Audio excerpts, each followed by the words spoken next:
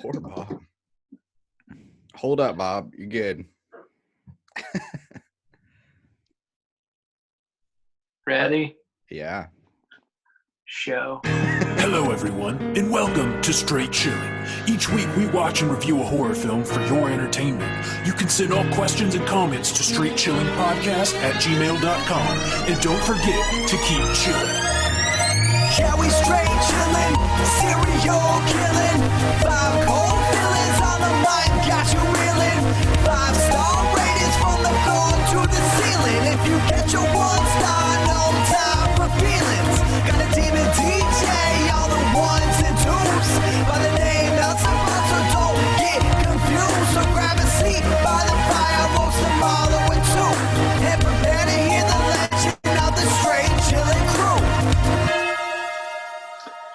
What up, nerds? And welcome to another lovely episode of Straight Chilling. My name is Bob, and I'll be your host for the evening. This is episode number 254, recorded on Sunday, February 16th, 2020. Tonight, we're going to be talking about the latest from Elijah Wood called Come to Daddy. Before we get into the review, let me introduce everyone else on the show. First up, calling in from Astoria, Oregon, we got our boy Randy Gandy G. Landy. What's up, baby? How's it going? Chilling, straight chilling. How was your Valentine's Day? Your B-Day? How'd it It was go? good. I got wildly fucked up at a comedy show on actual Valentine's Day, which is not when we were celebrating. So I was Cool. free reign. And yeah, I got really twisted up on some they had a cocktail punch called the Molly Ringwald. So I was ordering Molly.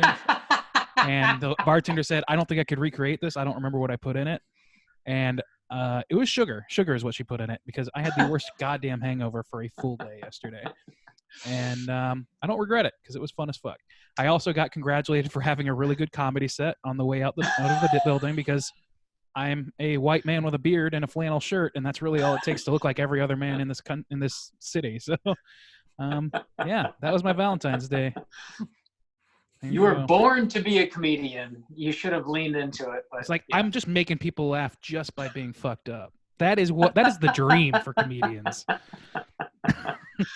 Oh, shit. Last but not least, we got our boy Soju calling in from the Southern Korea. What's up, Soju?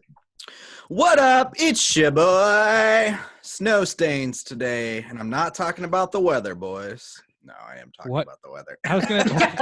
What else could you talk? Really sexual. I'm on cocaine.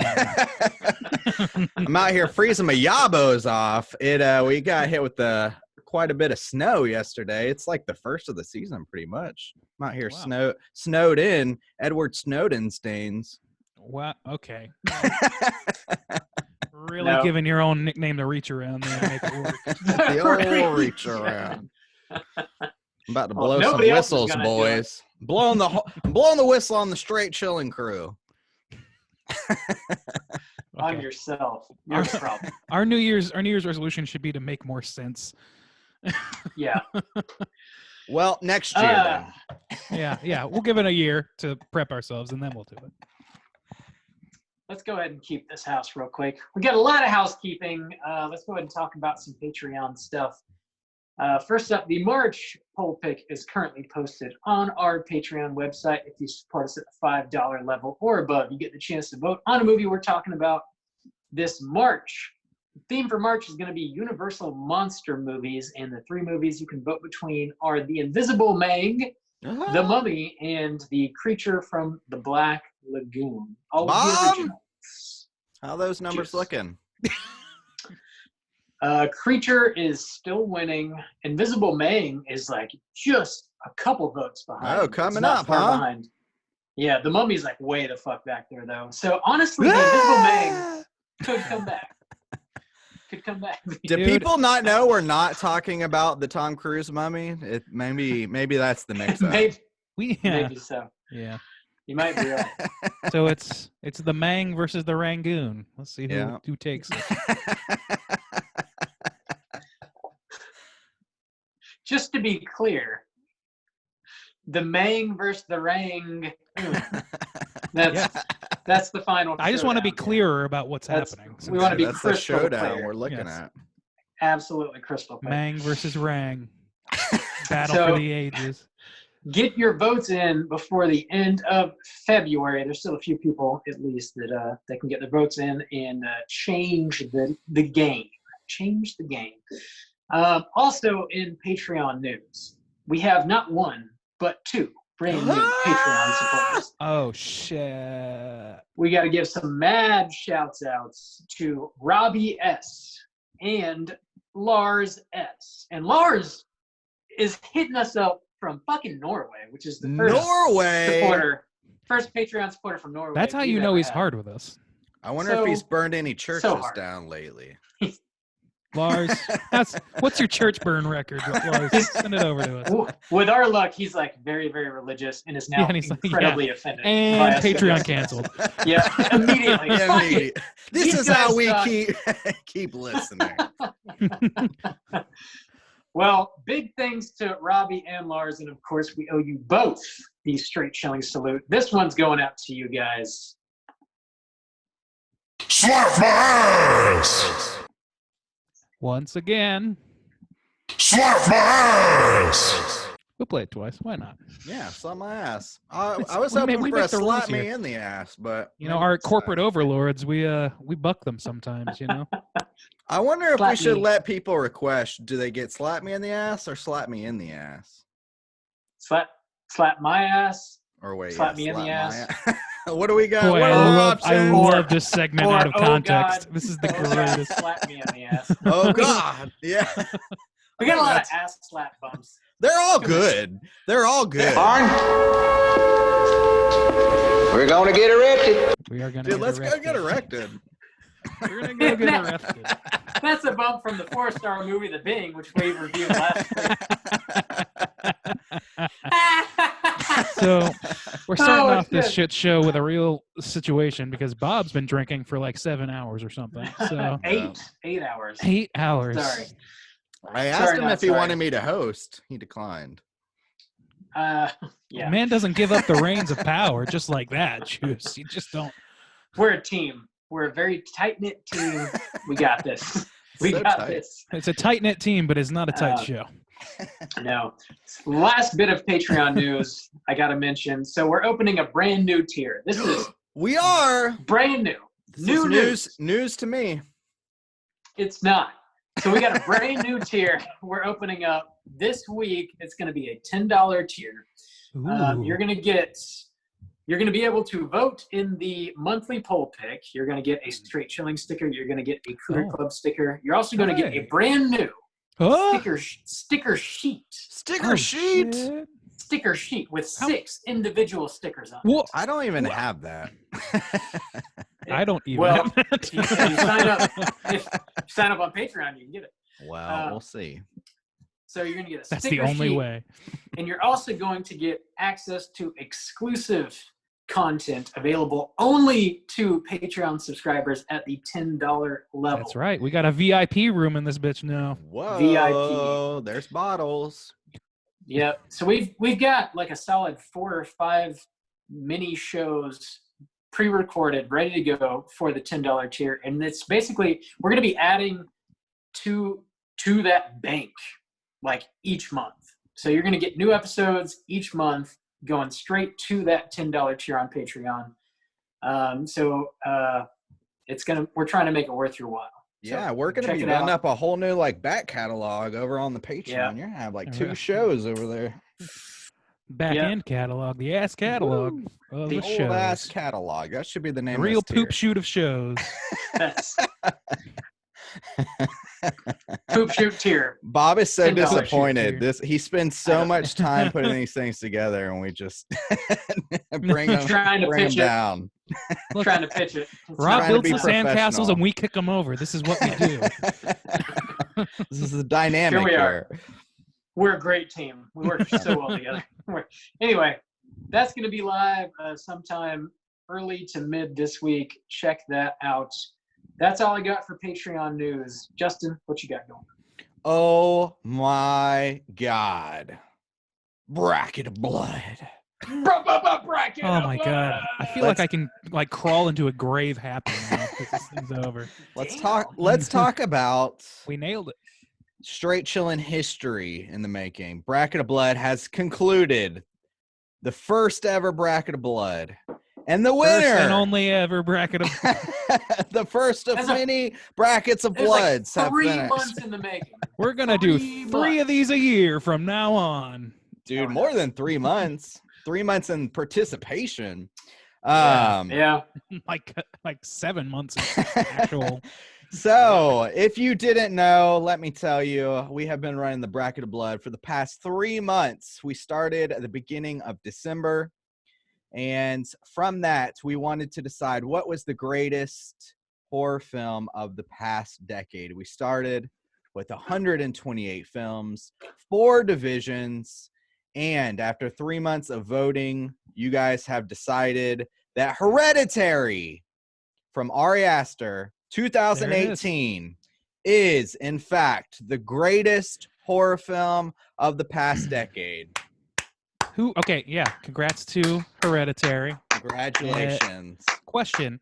Yes. How many did either of you guys suspect Hereditary for the top spot? Was this this was a front runner for me, and I'm curious. So I did a mini episode back in January, kind of covering. Which I don't listen to. Yes, of course, just moving into the second round, like we were going into round 2, and so I wanted to, and I gave a prediction of I thought either The Conjuring or Hereditary would take it. Those were my guesses. So I really thought it'd be Get Out, but Hereditary was a really close second in that. Yeah. Yeah. There's probably like a group of 5 movies that I would have like guaranteed it was one of. Hereditary was in there for sure. Mm-hmm. I always wanted It Follows to take it. To be honest, I'm kind of shocked that it made it to the top 2. Yeah, me too. I didn't think it would make it I that think far. we all are. Yeah. Yeah. Hereditary wouldn't have been my pick to win it all, but honestly, I think it's a worthy film. Yeah. I think it deserves it. I think so. Yeah, I am not ashamed to call it the greatest horror film of the decade. I think it's fitting, and that's what the people decided. The people. So Even though we are it's men of the people. It's all the will of the people, and we gave them what they wanted. It was fucking Hereditary. So Again. thank you all, for voting. And if you would like, thanks to Randy Gandy G Landy, the whole beautiful brackets can be downloaded in a high def format that I can't talk 4K about. large. You can format. watch this bracket in 4K. You on can your watch new this still image. Yeah. It'll do your taxes. It'll get you a job. Okay, It's great. let's not bring up Tom Waits into this. But I know where your brain is, bitch. Don't even play. if you would like to to ape Tom Waits on this show. We are friends. If you would like to see the full bracket, you can at straightchillingpodcast.com with Hereditary right there in the middle at the center as the winner. So congratulations. Thank you all for voting. It has been fun. Take a rest, Randy, until Bracket of Blood 2.0. I picked out the perfect coffin. It's going to be great. Also, we just hit 400 subscribers on YouTube. Hey, That's my new thing. I'm just clapping, bro. Dude, this is I'm getting flashes of all those times we were in movie theaters and you started slow claps at the end of terrible Dude, that movies. was my jam. They don't do that here in Korea. Nobody claps, so I don't do it anymore. Well, it's because they have a conscience. Nobody did it here. You Dude, did. I always started it. I always started the slow clap. He started. You did it. Nobody else did it. That's not true. That's not true, though. Because I have definitely been in theaters without Juice present where people started clapping at the end of like fucking, I don't know, Captain Marvel or some shit. Bob. Like, Juice is oh part of the yeah, problem. Suicide Squad's over. Now, thank God. Thanks, DC. So 400 subscribers on YouTube. Do you guys remember when we were begging day and night for 100 subscribers so we could get that custom URL? And now look at us. Remember when you were? Yeah, I remember when you were offering handy J's in the street for fucking YouTube subscribers. Street. I gave Just out a lot of subscribe. handy J's. Streets of Soul got a lot of white boy handy J's that night. Yes, sir. Now we're at 400, and Tuesday, you'll be getting a brand new video game review on that YouTube channel. That's youtube.com/Straight Chillin' Podcast. I'm going to be talking about the Blair Witch Project, the game. So that'll be going up this week. Thank you to everyone who likes, subscribes, comments. We really Appreciate you. And I think Yeah, we do. that's a lot of housekeeping. I think this house is kept. This house is capped. Yes, The sir. Bear Winch Project video game. That is what I'll be review. covering. Bob's favorite Dropping porno. We should review that on this podcast. Anyway, go on. Also, keep an eye out for a new episode of Let's Get Physical Media dropping this Tuesday in your podcast feed. That's all I've got to say. Now this house has been kept. Oh, okay. I listened to your latest episode, Bob, and I'd like to say I heard many disturbing things, such as double buy. I really need that slip. Target exclusive slip. Where did Bob go wrong? Were he and his friends sifting way too long through those Blu-ray bins? And it gets worse, he'll have no jet ski, wasting all his dough on those DVDs. You heard it here first, people. This train is still a-rolling. We're still trying to save that life from afar now. Real quick for the way too much power. For the listeners at home, Bob, have you watched the Blade trilogy? No, no, I haven't. Purchased back in August. I'm just kidding. Purchased back in August. Bob has not watched it yet. Maybe I'll watch it and do a mini cast on it for the $10 tier on Patreon. That would be shit! Wow, of interest. Whoa, things are meticulously planned around here. Here we go. It would seem so, but they are. Oh yeah, you would think that we just came up with that idea. You'd be wrong. That idea's been in the can for weeks. Years. All right, this house has been kept. Let's go ahead and talk about what we've been watching this week. Hey gang, what you been watching? Randy, what have you start been with me. watching? I am caught up finally with The Outsider, which I've been enjoying greatly. That's an interesting show because it really starts with a True Detective sort of feel, and then really just goes very Stephen King, like real hard at a certain point. And I would prefer it be True Detective-y, but I'm still enjoying it for what it is. It's still like a pretty good central mystery, and the acting is pretty damn good, and it's a sprawling story, which I appreciate, like the amount of effort it takes to put that sort of thing on film well, which is what HBO does so well, is like these big ensemble situations. I'm enjoying it, so we'll see how it ends or whatever. Stephen King can't write an ending and all that shit, so we'll see what happens. But I also watched. We went to one of the small theaters here played the short films that were nominated for Oscars this year, and they were all, with the exception of one, extremely fucking sad. So we did that. And also very, very good, and like there was not a bad one in the bunch. But yeah, I mean, it was pretty. It was pretty grueling emotionally for the first. Like, they closed on the happy one or the funny one. Yeah. Which, thank Christ, because that theater would have been like fucking people walking out of The Notebook. Do you guys remember that? We were working at the movie theater as high schoolers. The Notebook was playing, and there would just be like people with their lives had been broken by this movie coming out of the theater with just mascara and shit running down their face. It was a real thing, and that was where we were headed with these. But there was like some true stories that were really fucked up. There was one, the very first one they showed was a woman who was like just started with this woman in a car being driven by a man, and she calls 911, but he doesn't know it's 911. She's like, oh, I've got to call my sister. And it turns out she's like being held against her will and shit. It's really fucking intense, and it's not horror necessarily, but it's right in that realm. I would recommend it. And I'm gonna have to look up what the name of it is and add it into the show notes. But it's good. It's good shit. I can't remember which one ended up winning, but I also watched The Killing, that Kubrick movie from the 50s. You guys familiar with that one?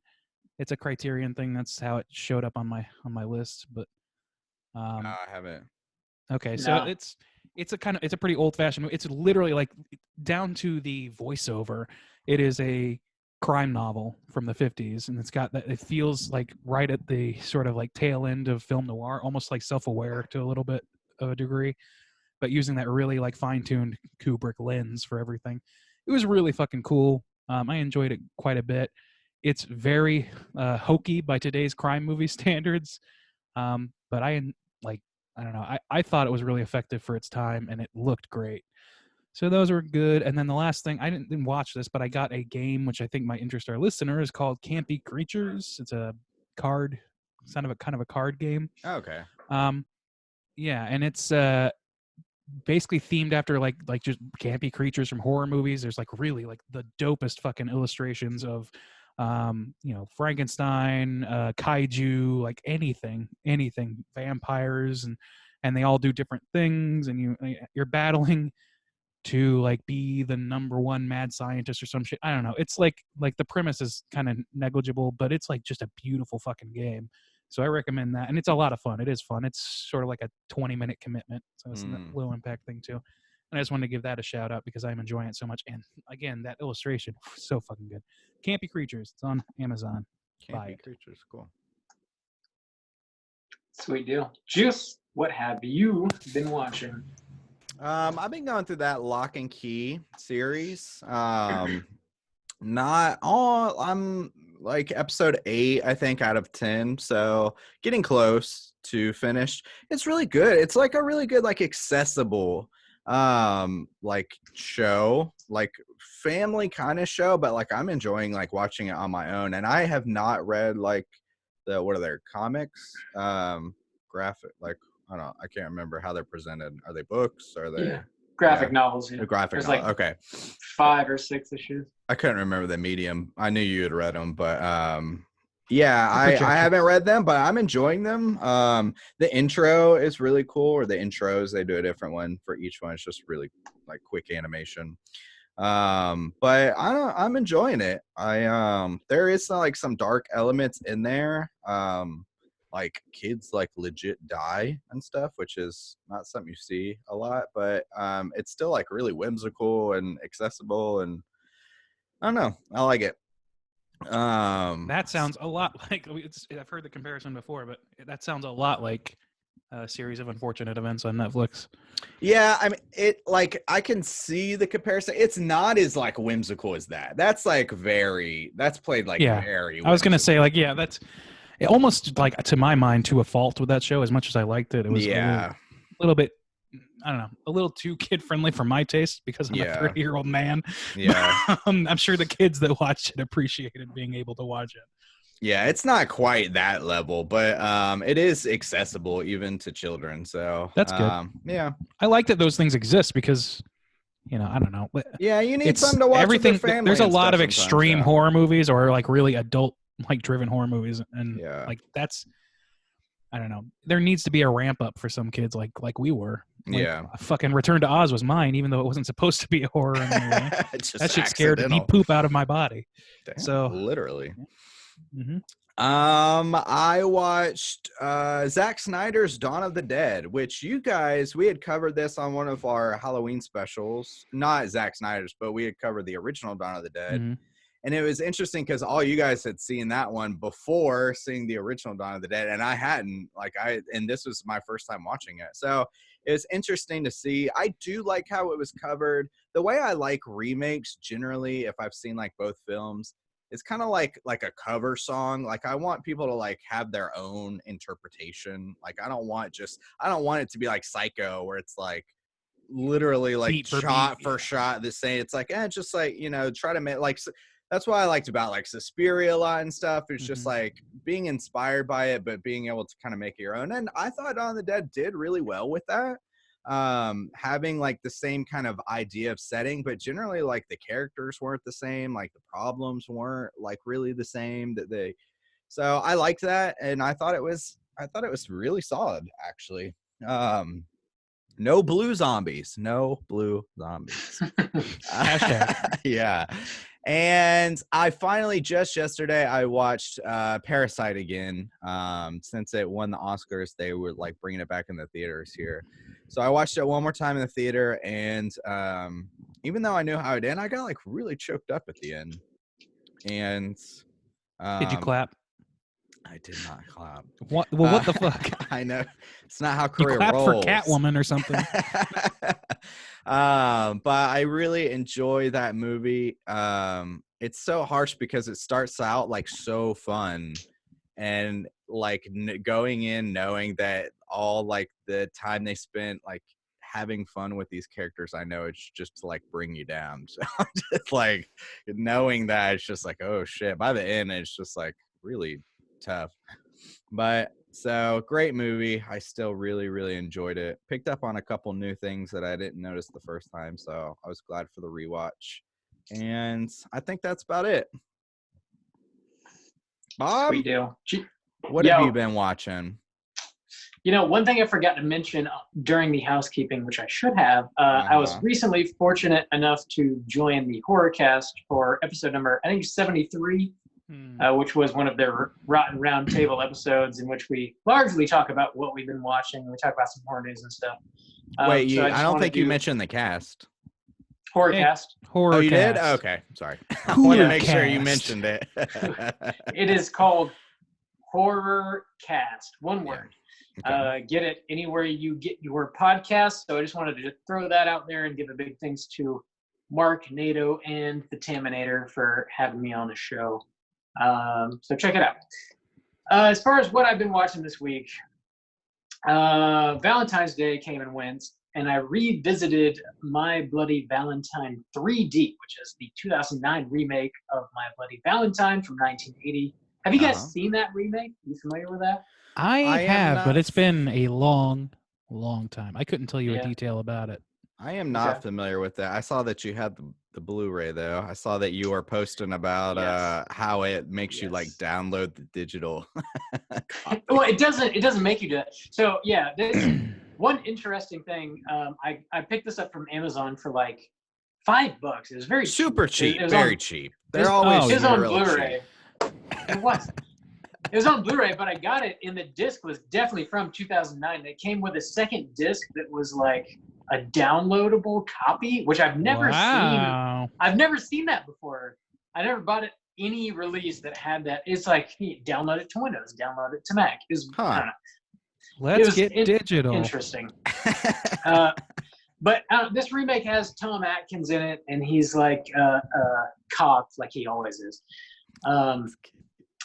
It's just, honestly, I think it's a pretty solid remake. It's like gory as hell. Most of it is practical. It's like hilariously 3D. Where like, I don't have a 3D TV, so I'm not watching this in 3D. But like, they linger on things that are supposed to be like pointing out at you, you know. Yeah. Much like Friday the 13th Part 3. And like, they linger on these things that are supposed to blow your mind. And you're like, this is so silly. It's just so silly. Overall, though, I enjoy it. I enjoy the hell out of it.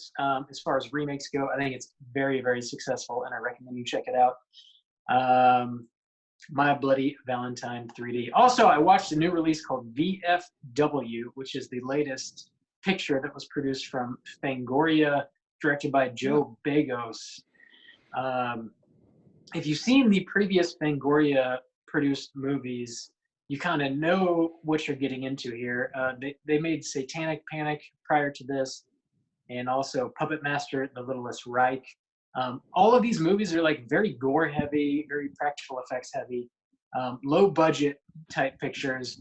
VFW very much reminds me of Assault on Precinct 13. It's like it's a low budget siege movie, very much inspired by Carpenter, and it's got like a simple type synth score, very much like Carpenter. So it's about these old dudes holding up in a VFW in this like post-apocalyptic type world where like these punk kids are addicted to this like new hip drug called hype. And they're like this one, it could be called heat. Geez, us. So if you're like addicted to this hype drug, you're referred to as a hyper. So this one chick like steals a pile of this hype drug and runs into the VFW for cover, and these guys like try and help her out and protect her and stuff. So you got this like army of like mutant punk kids versus this like army of old motherfucking retired soldiers, and they just have at it. I gotta tell you, like it was directed. That premise. Oh, go ahead. Go ahead. I was gonna say that premise sounds amazing. I was gonna say that premise sounds like it was written and directed by Clint Eastwood. No, there's not enough Oscar bait in that premise. Yeah, true. I enjoyed the hell out of this movie. It's I think it's only on VOD and a very limited theatrical release currently. I rented it off Amazon. I recommend checking it out. It's going to get a physical release at the end of March, I think. So if you want to wait for the disc, you can do that as well. But it's absolutely worth your time. As far as the three movies that Fangoria has put out, this is my favorite of the three. There's something about really old dudes whooping ass that is a delight to watch, especially against zombie type things that you have no feeling towards. I don't know. I just want to put that out there for the world to know. Yeah, it's a fun time. It's very fun. The last thing I want to mention, something I watched earlier today, is the latest film by writer, director, producer, actor Jeremy Gardner. The movie's called After Midnight. This was also released on this past Friday, February 14th. Patsy Cline. Totally. You can rent this on iTunes, Amazon. It's if you're familiar with Jeremy Gardner, previously wrote, produced, directed, starred in a movie called The Battery. It's an indie zombie film that came out a few years ago. Scream Factory put it out on Blu-ray. This movie is incredible. I think it's my favorite release of the year so far, which obviously we're only in February, so it's early. But for what it is, it's like the perfect indie horror type movie for me. So he makes these movies on a shoestring budget, talking about $5,000 to $10,000, very, very low budget movies. Some people refer to them as mumble horror, if you're into that, if you're familiar with mumblecore films. Yeah. Yes. God, genres need to take a seat. This is too much. I mean, that's sit not down, genre. This genre titles. Take a load off, genre. What I mean by that is this man does what he can to the best of his ability. So he's got no money to work on. However, if you're watching this movie, you would think he would have way more money to work with than he actually does. So the writing, the acting, the editing, the score, it's all it's very, very tight. It's very, very well crafted. And it's very much about the characters. You buy into the characters and the emotional arc, and there's also some creature effects in there. But I would say don't watch this expecting it to be this balls to the walls horror movie. It's very much a character study, but it's incredible. I enjoyed it very thoroughly, and I recommend you check it out. After Midnight. He should direct the Straight Chillin' film, since we're working on such a low budget. Yeah. What would he film? He'd have to take a pay cut. But that's what I've been watching this week. That's all I got. Dope. Hey, Bob. Yo. Let's talk about the movie, huh? Let's talk about the main feature. Kick it off with the back of the box. What's on the back of the box? What are we talking about today? It's this little movie called Come to Daddy. The most upsetting titled movie I can think of. I watched the porno. I hope everyone else, that's what we're covering. Wait. Okay, Is there another one? You're not There's one supposed to that's look not for a this movie on Pornhub. So this movie... I want to keep riffing on that, but we should move on. We should, and we will. This movie's called Come to Daddy. Came out a week ago. It's starring Elijah Wood, Stephen McHattie, Garfield Wilson, some other people. This is directed by Ant Timpson, who has done a lot of producing. This is his feature-length directorial debut. The plot synopsis is as follows. A man in his 30s travels to a remote cabin to reconnect with his estranged father. And then some crazy shit happens. So what? Some crazy shit happens. So this is a brand new movie. We have not seen it before, obviously. Randy, would you recommend people check out Come to Daddy? Yeah, I guess. Yeah. It's a pretty light recommend for me. All right. I don't. All right. I have not. I've given that no thought, but I don't. This is not. I don't know. There's going to be a lot of people that call this not a horror movie, and in fact, one very prominent person has said the same thing. Mr. Dick Bibbs, Mr. Joe Bob has apparently called this not a horror movie, but I haven't looked into this particular review.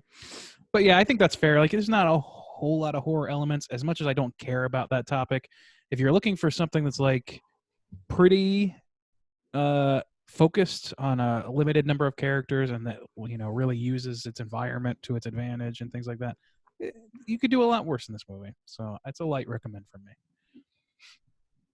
Juice, what about you?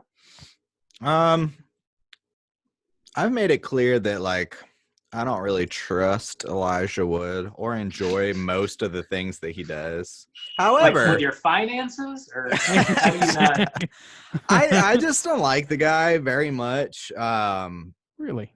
No, yeah, I've said it like several times, and it like we could talk about it more in the context of this movie, but despite that, I did have this film in like my top 5 anticipated horror films to see this year because I was really intrigued by the trailer. Like, the one thing I was like, they sold it as like very suspenseful and like maybe horror-esque.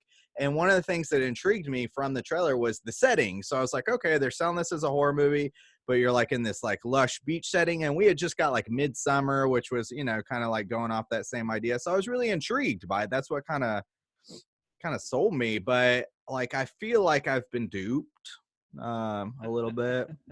And I don't think I would particularly recommend this movie. I don't think I'd like sway anybody from watching it, but I don't want to convince anybody to do it either. Yeah, I would generally recommend you check it out. But it's not like a wholehearted recommend. Yeah. It's like check it out. You guys, stop you'll cheating. probably enjoy Stop it. cheating off my work. You'll probably. I did it. Yeah. It's a light recommend. It's not like this. Yeah, it's not a movie that I would go out of my way to convince somebody about. But No. if they were like, "Oh, I like Elijah Wood," I'm like, okay, it's worth your watch, probably. Yeah. Then, yeah, like I was saying, if somebody's like, "I'm gonna check out Kind of Daddy," I want to be like, "No, don't watch that horse shit." Oh, yeah. Watch The Being instead. And I wouldn't also that's be what like, I would "Dude, your say. life's gonna change. I You're would about to become say a complete watch person." The Being. Yeah. Yeah, it's worth a peek. Oh, you want a 4-star film? Oh, you need to watch The Being. That's absolutely correct. Oh my God. Sounds like a very half. Satan must be stopped at every opportunity. Yes, absolutely. Well, let's go ahead and drop that spoiler warning and get into the rest of the movie. Here we go. Spoiler warning. Elijah Wood. Coming. Oh man, Dude, I watched this movie with Becky. Yeah. And Becky Okay. immediately was turned completely off by everything that that Elijah Wood's character was in this movie. I think Just that was like immediately- designed though. I know, I think so. Like, and that's where I seem to be like, there seems to be a disconnect between people's reaction to this movie and what I saw, because I don't think you're supposed to like. I think he's supposed to be a pretty pathetic personality. Yeah. Within the context Maybe of a the film. cooter. Yeah, I like this movie's chock full of those fuckers, but we'll talk about that later. Yeah. And maybe that's my thing with Elijah Wood, because I was thinking about it. He generally, when he plays a role, he either plays somebody that's like very like creepy or pathetic. And maybe I've just like wrapped those aspects into how I view him as a person, because he does have these very kind of like creepy eyes, and he does like generally like come off like very kind of like pathetic. I don't know. I just like don't like the guy, and like none of the roles he's ever played, I feel like, oh my God, like Elijah Wood, because usually it's not a very likable character. And so it's hard for me to like get behind Elijah Wood. But I like Elijah Wood a lot. Really, I not don't. within the community for first and foremost, I think, because Yeah. he does a lot in the horror space that is, stuff that otherwise wouldn't get like funding or wouldn't get attention. He brings to light, which I appreciate those things about him as a person. I think he's probably Color a pretty Out of fucking cool Space dude. would not What? exist without Color Yeah, Out of that's Space true. Yeah, was produced exactly. by his company. Yeah. That's right. Also, so Ant Timpson, the director of this movie, has done a lot of producing, like I mentioned previously. He produced Turbo Kid, which is incredible. Deathgasm, which is also fantastic. Those are very different movies. Field Guide to Evil. True. Yeah. Turbo Kid 2 is coming out. Yeah, they are very, very different movies. But I don't know. Like, I dig this movie. I dig Elijah Wood, but it's like not great. I feel like they're trying to. This movie reminded me a lot of Shyamalan, M. Night Shyamalan, specifically the Visit, where like their grandparents are not their grandparents. You know what I'm saying? Bob, spoiler. We dropped the spoiler warning. Not for the visit. Not for the visit, man. Come on. Drinking for 8 hours, thinks you can spoil anything in the spoiler warning zone. No. You're ruining Shyamalan's career, Bob. That's what he's built it on. You have to wait. Shyamalan's whole career could be ruined. 10 minutes. Shyamalan's entire career could be ruined by some asshole riding by a movie theater and screaming one sentence. So you got to be careful with those spoilers for Shyamalan. I think Glass ruined his career, not me. Not me talking on this podcast. You don't think this is happening? Some hot takes from Mr. Hotcakes over here. From Mr. Hotcakes. So this movie is produced by Ant Timpson and the New Zealand Film Commission. So this actually got money from New Zealand. Even though it's not set in New Zealand, it's set in America and features, as far as I can tell, mostly, if not all, American actors. Yeah, I didn't pick up on anybody being from New Zealand. At least everybody's using American accents and play acting American. Yeah. Huh. The movie opens up with a couple quotes, which I found to be kind of humorous. The first one is from Sir William Shakespeare. It says, "The sins of the father are laid upon the children." Then we get a follow-up quote from the one, the only Beyonce, and it says, "There is no one else like my daddy." Becky was like, I wonder fucking how William Shakespeare would feel being up there with Beyonce. And I was like, shit, how do you think Beyonce feels? That is not her demo. Especially, being featured on this movie. Like, it's such an interesting comparison. Man, this movie feels like a real like try hard, like the quirkiness that they throw in there. It just felt, and even like the get up of Elijah Wood and like how he's betrayed and how he comes off, and then the twists and turns that you get, it just felt like they were trying too hard to be quirky and offbeat and like kind of like surprise you and like subvert expectations. It didn't feel smooth to me. It didn't feel intriguing to me. Like, I didn't really enjoy a lot of the choices that they made. There was for that whole until Elijah actually shows up at the house of his father, that whole scene with him wearing the hat or whatever. Becky and I were having a quiet debate between the two of us about whether or not he was like a deeply like religious cultist, or maybe some variety of Amish, or if he was just like an intense hipster. That haircut and mustache situation is hard to overlook, by the way. It's really hard to see. Randy. It is. Randy, Becky brought a certain thing to all of our attention earlier today about her Instagram feed. I would love for you to delve into that momentarily. Okay, I'll talk about Becky's Instagram feed. Becky has a lot of friends from work and etc. After watching this movie, she combed through her Instagram for a few minutes and found like 5 examples of women wearing that dumbass fucking hat that he wears at the beginning of this movie. And she's like, "Elijah, is that you?" To all of them. And like, that's just her new thing, as she points out Elijah Wood. It's a Elijah Wood specifically from this movie. That hat, man. When it blew away, both Becky and I go, "Thank God!" And it blew away within like the first 2 minutes. Yes. Like, and it's not like up until that point, I was like, I can't take this movie serious. I can't take this man seriously right now. That hat's got to go, because he looks like the fucking kid from Children of the Corn, but he's not scary. Like, he's not intimidating in the least.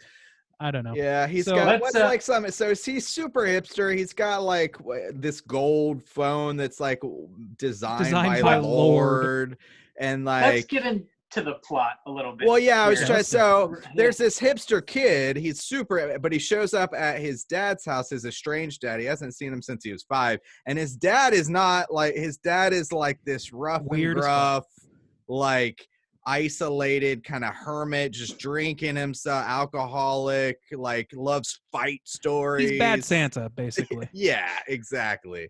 Chilling in this like isolated beach house. And Elijah Wood hasn't seen him, I think, since he was 5 years old. I think that's what he says. 5. That's Yeah. what they would eventually find that out. Yeah. They have no And he relationship. has sent a letter. Mm-hmm. Elijah was sent a letter by his father, and we don't like get the contents of that till much later. But it was asking him to come and like bury the hatchet, and I know I did you wrong. If you want to come and have a relationship, we can do that.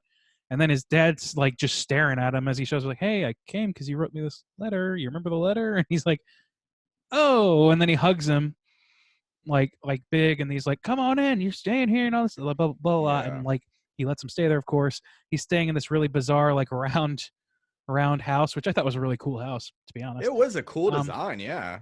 And yeah. it's set He right on the said it. beach. It looks Yeah. awesome. It was a beautiful location. Elijah Wood's character, whose name is Norval, describes Norval. the house as a UFO from the 1960s. Yeah, and that's not off the mark, Yeah. considering. But so yeah, they're staying there, and over the course of a couple days he's there, or like, well, the first couple days he's there, his dad's like acting real weird. He won't like get real with him.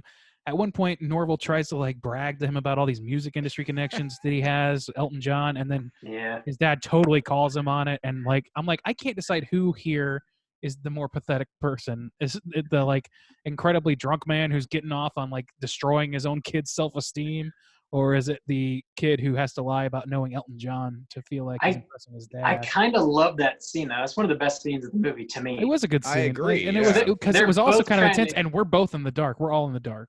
Yeah. At this point, really you don't know what's going on, and they're both trying to get one over on each other, but you don't know that offhand. Yeah, and you don't know for sure which one, if not both, are lying. You eventually find out both were lying about knowing Elton John, and basically a bluff was called, and it is fun to watch, and like kicks off this sort of like this like completely like confrontational relationship, and Norval eventually is like, well, look, you wrote me a letter, man. You owe me an explanation for why you wanted to come here if you're just going to be a dick to me. And his dad's like, fuck you, you're a cunt, and that's it. And he's like, no, you owe me an explanation. The first time Norval asks him about the letter, and he's like, why did you ask me to come here? His dad just says, I gotta take a shit. And like gets up and walks away. And he's also like saying things hushedly behind closed doors and stuff. Yeah. He's the one that drops Norval's Lord fucking inspired phone into the ocean by accident, quote unquote. Hilarious. Which was hilarious, like when you thought it was his dad, but like makes a lot more sense later on. Yeah. And then, so all of this to say, like at a certain point, things come to a head. Norval's like, you know what? No, fuck you, Dad. You owe me an explanation for my whole life, which is a fair critique. But especially because it's like as much of a shitbag as his dad was being. He's like, you must have written that letter drunk because you don't even remember writing it. You don't have any desire to see me now. And then his dad comes in with a fucking butcher's knife, and he's like, you're a rat fucker. I'm going to put rats in your vagina and all this shit. And he's like starts attacking this kid, and he's just about to like stab him with this knife, and he drops dead of a heart attack. So they call the coroner. He calls his mom. He calls all these people, and he has to stay there over. And this is where things get fucked. Obviously, that's like a huge thing that I didn't see coming, because I didn't assume there was a mistaken identity, but it turns out that was not his father. We find that out a little bit later. Yeah. In the meantime, he calls the coroner. He's like dealing with his dad's death. He's like, geez, I don't like, he says all these things to a corpse about his emotional state and all this stuff.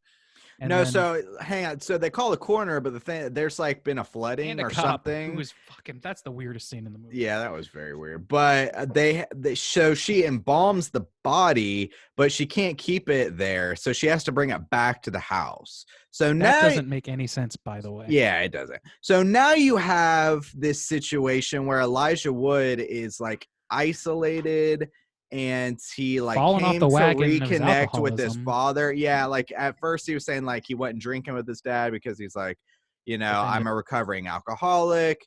And then he starts drinking again, and he's like here with this dead body. So now I'm thinking like, okay, this is a movie now where this guy's got to deal with like all of his shit. Yeah. And he's like with this corpse isolated. He tries to make like a move on the woman who picked up the body. She rejects him because he's obviously very drunk. The woman's name, the coroner's name, is Gladys Clondickle.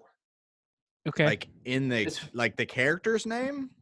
That is the character's name. It's worth noting, Gladys Clondickle. Come on. Okay, Gladys. Okay.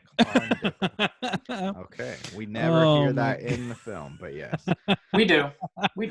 Her last, really? I don't remember that. Yeah, yeah. Aren't you being a little stupid? I guess so, Randy. Just paid attention. So, but then it gives us another twist. So yeah, you don't expect the dad to die, and then you're not really sure what's going to come after that. Then you get this other twist where Elijah Wood finds out there's a hatch in this house, and he goes down. Yeah, he's been hearing sounds at night, and I think that it's repulsion. Parasite. The actually, yeah, Parasite.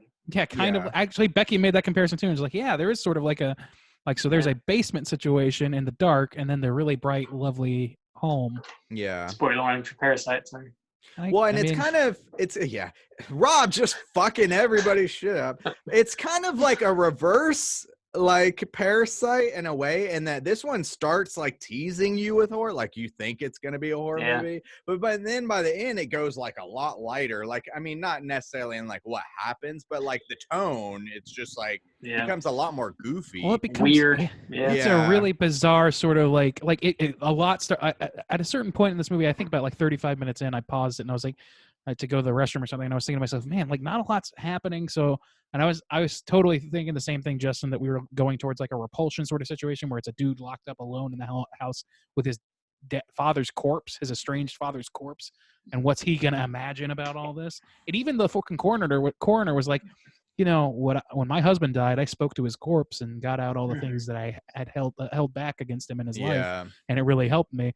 And like that really doesn't play a role in this movie. That line of thinking, it's a really it's a very strongly indicated to me that that's what this is going, and it totally did not go that way. He finds this hatch. He's been hearing these sounds at night, and he finds this hatch. His dad's tied up in chained up underneath the fucking primary house, and has clearly been tortured and been cut up and carved, and his eyes been like maybe cut out. I can't really tell.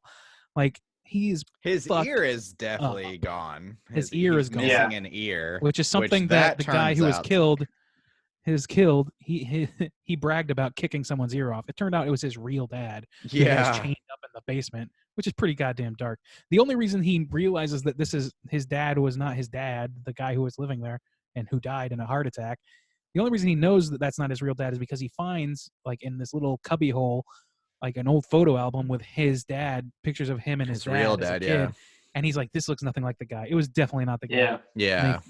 Then he investigates the sounds and finds his dad. And his dad's like, okay, so here's the deal. We have about 90 seconds.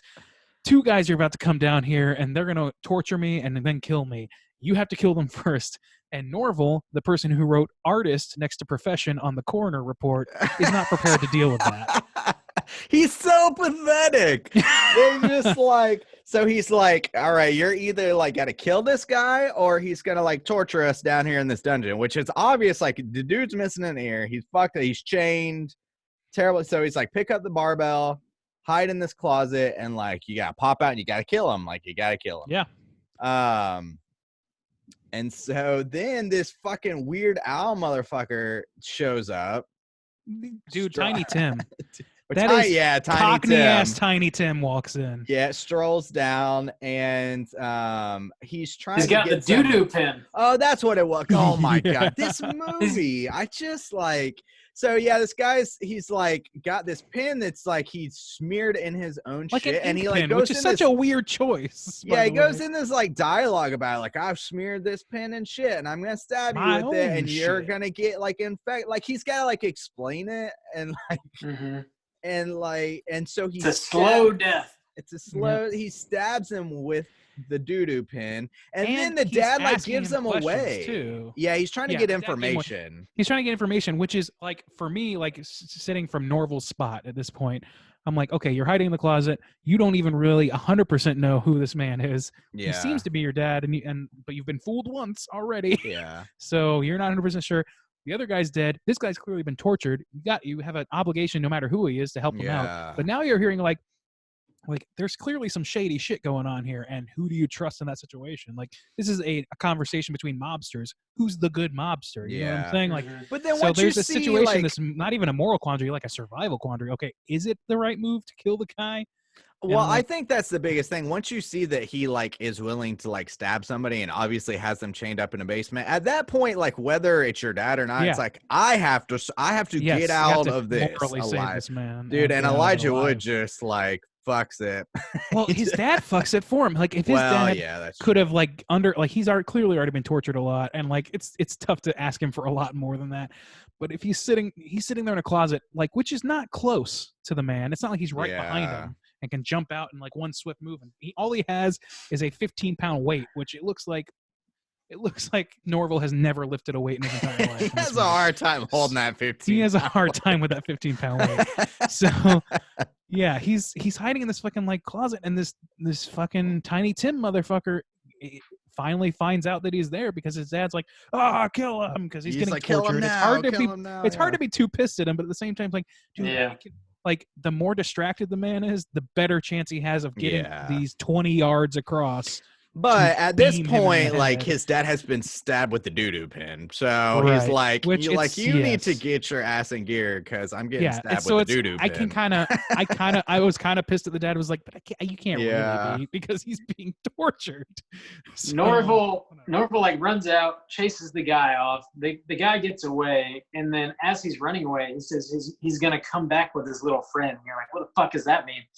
And Norval's dad is like, his little friend is called Dandy, and he's the hunchback, and he's gonna kill the fuck out of us. So Norval's like trying to break his dad loose, and getting to know all about you. Exactly. We get to know about his dad, who apparently was like a small-time type crook who was living in Bangkok. Yeah, I guess like kind of big. I mean, tried to kidnapping is not a small crime. He's So, yeah, knocking wait, over candy stores. They kidnapped the princess, or no, the No, daughter. the daughter of the richest man in Thailand. Is what they say. Richest dude. They took his daughter for a ransom. He's been sending that money to Norval's mom this whole time. Which fucks up Norval. Obviously, he's like, so all this time, he's like, do you ever think about why you're living in a Hollywood mansion when your mom doesn't work? Yeah. And he's like, I never asked for some reason. And apparently Norval's dad took everybody else's cut of that ransom, and that's why they're trying to fucking torture this man to find out where the money is. And his dad is like, look, I spent it. It's all gone. There's none left. There's nothing I can do for you, but they're not listening to things. Which is kind of nuts, though, because, like, okay, Norval at this point that's like 20 years ago. Okay, so like 20 years ago, you did a job. And so it's like, it doesn't quite feel like it fits, because it's like, I was unclear about that too, like the schematic of how that works, because it sounds like to me like maybe these guys were in league for multiple kidnappings, and this is the first time he's turned on the group, and that makes him a little more sense. But at the time I was like, okay, so he's like Norval's like 30 years old at least, so how long ago did this happen? How long have you been chased? How long have you been chained down here? That doesn't make a lot of sense, because they're going to kill you after, like, they're not going to let you live a year, much less 30. Well, and he definitely like wrote the letter, so he hasn't been down there like super long. Yeah, he's only been been down there like a couple weeks, maybe. Yes, I just didn't. So I was like, have they been chasing him for 20 years? Like, I didn't. That was like real off. My guess is what I said, which is that they were career kidnappers. Yeah, he was like, yeah, Norval's like, so my whole childhood was funded by, and his dad's like, kidnappings. Yeah. And so like it sounds like there's multiple kidnappings, and this is the first time he's turned on the family for unknown reasons, by the way. We don't know why this was the job he decided to fuck over these incredibly deadly psychopaths. Yeah, but he did. Well, Norval like breaks his dad's thumbs to try and like set him free, and it doesn't work because he can't slide his hand out of the cuffs, and they realize that he can just very easily let him go by this like hook in the ceilings and undoes the hook or whatever. That was such a circle jerk of a scene, to be honest with you. Like, yeah, like I get kind of what they're going for, but it felt like pointless. It was a long time. It was a lot of energy spent being worried about something that just seemed like at the end of the day to be a time filler. Yeah. So after that is probably my second favorite scene of the movie. doo-doo scene. I knew you were going to say that. Norval goes to take a piss right before they like make a final break. He and his dad make a final break, and he finds Dandy. Dandy, the quote hunchback, taking a wicked shit in the big bathroom. Dude. I don't know what the hunchback is. He's not a hunchback at all. He's a big guy. And so they have this like crazy brawl, and Dandy has no drawers on the whole time. He's got some like toilet paper in between his ass cheeks that's like trailing him around. Trailing around. It is fucking hilarious. And I knew Rob would love that shit. I mean, that was kind of fun, but like the what was really striking to me was how violent Norval got. Yeah, in a fight or flight response. Stabs the dude in the bare dick. In the so many times. 20 times. Had to be 20 times. And was it with like a fork, like a big fork, or was it with like a grill fork, or like yeah. Oh God! It's like a 2-pronged thing. It's like it's like, please kill me. If you've already done that much, please kill me. Yeah. Saran wraps his head, beats him to shit with the Saran wrap roll. Yeah. Anyway, with a Saran wrap, that was a little like. I've held Saran wrap rolls. I don't know how efficient of a man-beating tool that is, especially if your man is a quote-unquote hunchback. So he's a sturdy man. He's a sturdy man, and he got his ass whooped by fucking Reynolds wrap or some shit. By Norval. And Norval. By fucking Norval. Norval the artist. Norval weighs friend of Chance pounds. the Rapper. Yeah. So does anyway, not have raisin eyes. He defeats Dandy, and so Viddy, who's like kind of the main baddie at this point, comes back, and he's got like this flaming crossbow that he pulls out of his trunk. That's what he was talking about when he said "my little friend." Yeah, he was actually referring to his flaming crossbow. So his dad and Norval are like out on the beach, and they're like sort of hiding from Viddy, and his dad tells Norval, he's like, you know what you got to do? You got to like hide away in Viddy's trunk, and whenever he goes to wherever his next stop is, you got to sneak out, which is unsuspecting of you, and then murder him. That's a terrible plan. Terrible plan. Terrible fucking plan. One, the man because pulled the crossbow out of his trunk. That is why it is open for him to get in. That would likely mean he's going to put it in the exact same goddamn place. True. And you're going to be an unarmed Norval in a trunk. In a trunk, hunched over in a trunk with a guy with a crossbow holding it in your face. He's just going to shoot you. He's going to shoot you with a crossbow. Immediately. And instead, he just like, I'll just throw it at my passenger this time. Who gives a fuck? Yeah. Like, all of a sudden, dumb. I give a fuck. I thought that was the thing. It's like there's a lot of those little things like that. At least that like really pick up don't a make sense sea rock. I thought like pick up a sea rock and like wait for him to like go to his car and like bash him in the back of the head. Dude, that's survival thinking, and Norval doesn't have that apparently, and neither does his dad somehow. I don't that know. actually somehow works. He is able to ride in his if you want to do that. Get a pokey or a rock. Get in the back seat when he's cranking up the car. Slam the back of his fucking head. Yeah. But then he goes to a good old-fashioned orgy at a hotel. Well, no, he doesn't go to an. Well, okay, so kind of. There's an orgy. The choices. There's a lot of wiener in that scene. So he goes to a hotel, and when he gets out of his car, he's like calling somebody like, hey, I need like an appointment now. I'm really stressed out. He goes in his hotel. Elijah Wood tries to check into the hotel, which is another dumb idea because you're planning on killing somebody. Now somebody's seeing your face. Yeah. Literally the guy who works at the hotel. He tries to check into the hotel. He's covered in blood still, by the way. Yeah, he's covered in blood. True. No question. The guy who runs the hotel, this is a fun little aspect that did need to exist. Oh, there's like an orgy or a swingers convention in town. Oh, they call themselves. But they're called geologists. Geologists, but really they're all just out here having. Trying to fuck. Get their fuck on. That didn't even need to exist. Yep. So then the prostitute shows up And Norval tries to convince her. He's like, I'll pay you a lot of money if you just leave the door open when you leave. So it's easy for him to access. She treats him like shit and is like, get the fuck out of here, you little piece of shit. And then doesn't tell him. Doesn't tell Viddy. When she gets inside, she's like, hey, there's a fucking weirdo outside your door. Trying to get into your room. Yeah, whatever. Yeah. There's a lot of moments like that where I'm like, okay, this is falling apart. This whole ending scene is, and then so he tries to sneak in through. So then he convinces the guy who runs the hotel. He's like, "There's some chick out there with big tits. You better go check on her in the parking lot." And the guy does. What was that? I don't know what that was. Disappears. Disappears. I need to talk about that scene very briefly. Okay, so Norval is like baiting this guy who's at the front desk, and he's like, "Yeah, there's this chick out in the parking lot. You gotta go. Yeah, we gotta." And he says, he verbatim says like, "Well, I'm what's known in the medical circles as a titty-holic," and which is non-existent and very silly, but it reminded me of a very real life situation that we all experienced when we were in college, having dinner at a what's the pizza joint in town? I can't remember. It doesn't really matter. We're having dinner somewhere. I have no idea what you're talking about. You don't remember this? You will when I mention it. We were having dinner somewhere, and we were like done with the meal, and the busboy came over or whatever, and he was like cleaning up our table, and we were all joking around, laughing amongst ourselves, and he's like, "Hey, I've got a joke for you guys," and we're like, "Okay." Whatever. Oh my God, I remember this. Was that a mellow mushroom? No, it was Al's Pizza. Was it? No, it was no. It doesn't matter. We're having pizza. So the guy comes up and he's like, "I got a joke for y'all," and we're like, "All right." I forgot about this. You know, I do remember that. Stop me. The guy says, "Stop me if you've heard this one before." And we're like, "Okay, sure, no problem." And he goes, "All right, tittyologist." That's the whole joke. And then he walked away.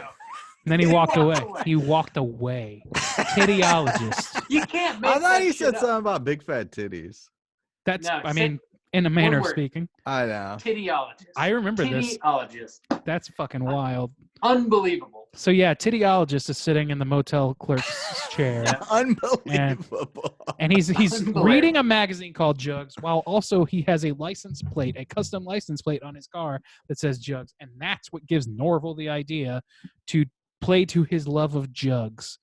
And it just doesn't make sense, because he's like, there's a woman out there, she got big titties, she's just hanging around a car that says Jugs on it for some reason.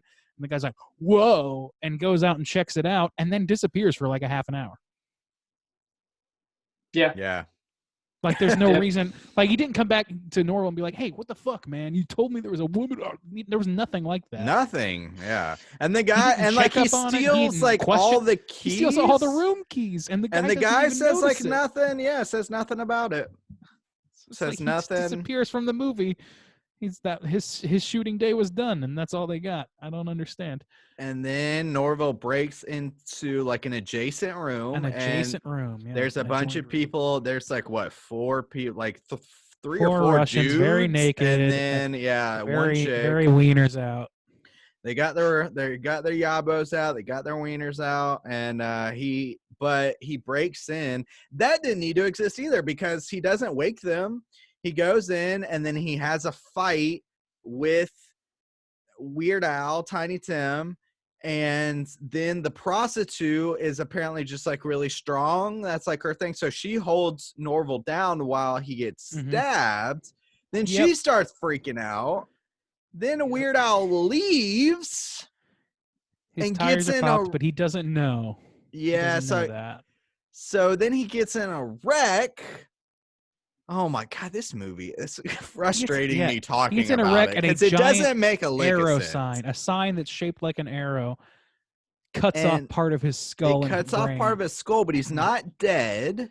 He's wandering forward. Here's another thing. He's gonna die. You can see his brain. Yes, he's walking down the street. At this point, literally everyone has seen Norval's face. The guy who runs the motel, the prostitute, all the Russians or whatever wake up from the orgy. They see him.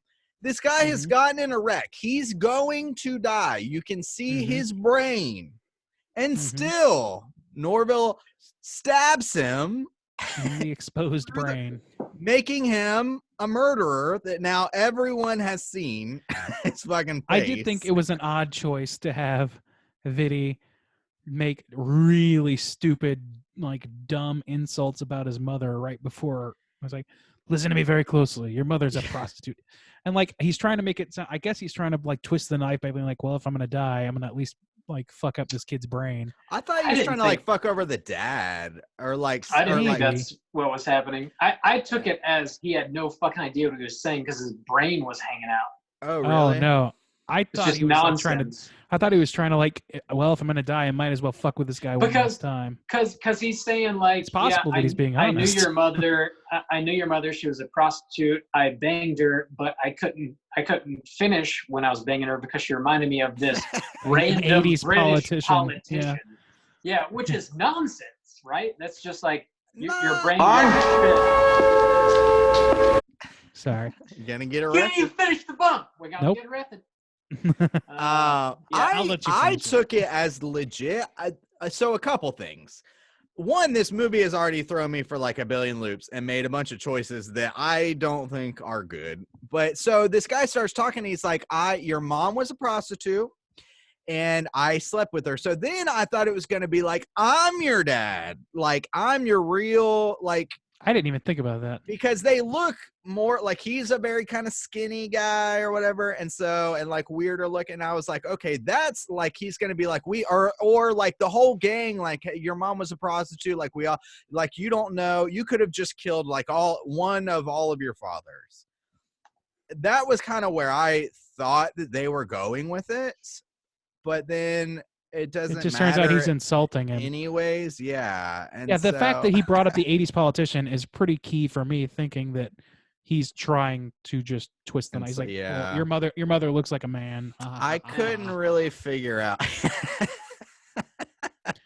Yeah, I don't know what's going on with that whole character. Doesn't make man. a lick of sense. He's just like, he's a sadist, sure. I mean, there's not a lot to him, I guess, is the issue. Yeah, and, this whole like last third of the movie, his I was just dying like, gas what? breath was like a petty, really convoluted way of saying your mother's a whore. Like, yeah, and just to be disparaging towards your mom. Like, and that's then pretty weak. somehow Norville does not get picked up by the police. There's been a wreck. There's He been hides murder. in the woods for a night. Yeah, and then he makes his way back to his dad on the beach, who at this point is just like not good, maybe dead. No, he's not dead, because then he like sits down next to him, and what do they like? Just does he like talk to him or something? And then his dad reaches over and like he touches tells his dad hand. something. He's afraid it'll make him a bad person, but he tells his dad, "I always made mom wait for you. I always drove away didn't let his from mom. her life." He didn't let his mom get over his dad because he always thought his dad would come back. Yeah. And we think at this point his dad looks dead, but Pretty then he dead. like very slowly moves his hand and like holds his son's hand, and they're just like sitting on the beach together. Very moving. And that's Except the it end of the movie. wasn't. It like No. could have been. It could have I mean, been. it was some. It If was the- fine. If the last third of this movie wasn't just like Wacky Town, then like maybe I could have like been in a no, headspace man. to be like, oh yeah, I feel something for these To me, I'm characters. fine with like wacky bullshit. Like, I'm fine with some of that, but like the issue with this movie is this: it sets up a lot of pins that it just doesn't care to knock down by the end. Yeah. Like, think about like the best example I can think of off the top of my head is the coroner woman. Like, the only service, like, you spend a lot of time getting to know this woman for her being somebody that's not, that's there for business purposes. Like, she's being extra nice to this kid. She's saying, oh, you have kind eyes. Oh, I have no filter. We're learning a lot about this character. And then the only time she comes back is when Norval's in a low point, calling her drunk. And then she never shows up again. There's a lot of this sort of like setting up pieces for a chess move that never happens. And it just, it's not, it doesn't feel like this movie was well thought out in the plot department is my problem. Yeah. Well, I agree. do you guys have anything else you want to mention before you rate? I mean, Come we're already to going daddy. there, so Yeah, let's get into it. Randy, you were already kind of doing it. Out of 5, how you feel? So, just going to continue my thought on that. So, like, yeah, it just seems like there's a lot of things set up that don't really pay off. And then there's a lot of, weirdly, instead of paying those things off, they use a lot of filler. Like they use a filler about breaking his dad's hand, and like just to make a cringe, like just to make a gory moment. I don't know what what was the point of that? Just to be like, oh, we're both dumb. Like I'm gonna or like just like this guy's been down there for at least a week. I gotta think, and he doesn't know that he's clipped on by a fucking carabiner. Like what? Like. Yeah. You would know your whole surroundings. You've got nothing to do but slam your chain around. You're gonna notice if it's like how it's attached and shit. So even if you like disregard that, it's like, what is this in terms of filmmaking? This is filler. This is just like for a laugh, and it's not. It doesn't land as a laugh. It lands as like a, oh, that's okay, yeah. And then there's just like a lot, and then like things get kind of wackadoo after that. But that's not necessarily bad. Like I can go, like him going to the motel or whatever, I can get behind all that. But he does everything poorly. Like he talks to this like if the prostitute's going to be there, you can't kill this guy. You got to be like as soon as she leaves, you got to play the waiting game or some shit. Like he's just doing really stupid things, and it's hard to sympathize with him or empathize with him, especially considering how hard it was to empathize with him in the first place, because he's such a like a dopey shithead about his like music connections and all this shit. He's like a privileged white kid from fucking Beverly Hills who's bragging about knowing Chance the goddamn rapper. Like I don't want to like I'm rooting for him, but at a certain point I cross over the Rubicon. It's like, okay, I can finally overlook the haircut, and I can like empathize with this kid who's dealing with something really fucked up. He just seems like a normal kid who's like, I don't know, got some like his weird interests or whatever, a little too much interest in celebrity and all that shit, but he's overall an okay guy. But then all that shit sort of goes away when he starts having a fight or flight, and he's doing everything really stupidly. It's really tough to maintain a level of interest in his safety at a certain point. The dad character really doesn't pay off. He gets to say final things to his dad. Like there are things, that's the only thing that like gets any sort of resolution, and it really doesn't to me. Like him stabbing a dude in the brain after accidentally running him off the road, like that wasn't satisfying for me if they didn't include the dad in any part of that. Like we didn't learn more about that situation. I don't know. And then there's a lot of like little like plotting things, like getting in the trunk's a terrible idea. How did he not get discovered? Going through someone else's hotel room is a terrible idea. How did he not, like, well, he did, I guess. But, like, how did that work out as well as it did? Why did a guy go out to look at some lady with big jugs and not immediately go out to the parking lot, which is right outside the window, look at the fucking parking lot and come back and say, no, there's not? Like, how does that not, like, so it just compounds or go on looking itself. for the guy who just stole all his keys. Yeah. And so like all of these things sort of compound on itself. And the thing is, like, I had no expectations for this movie. I don't think I watched the trailer. If I did, I didn't recall it. And I like Elijah Wood, so I was in it. I wanted to like it. I wanted to be to be on the movie side and like make it work better than it did. And there were some genuinely intriguing things in this movie. It could have gone into the Repulsion level thing where it's Elijah Wood trapped in a house with a corpse and has to deal with his dead father being an asshole. That would have been its own kind of interesting movie maybe, but it subverted that, which isn't always good. But in this case, I was like, oh, wow, cool. Okay, so there's somebody chained up and it's his real dad. Okay, this is interesting. But it just gets squandered at the end, and it doesn't really feel like him and his dad have a connection. I don't know. Overall, I think that it's I don't know. I think the plot could have used some revisions. This is kind of the main thing. Like, there's not a whole lot of satisfying resolution to the main character for my taste. And there's also like way less resolution for all the pieces that are put into play throughout the course of the movie. Yeah. There's a fucking cop character who shows up just to, I think, be silly and fun. At the time, I was like, okay, so this guy's going to turn out to be in on it or something. He's going to be in on some conspiracy or some shit. And that's why he's acting so weird. He's not really a cop. But no, he's just there to talk about people having raisin eyes. And that is literally fucking it. And goes away. And then they talk about it with coroner. Like, yeah, the guy said I didn't have raisin eyes. Like, what does that mean? That's fucking weird. And then the coroner goes away forever. So what the fuck is the point of any of that?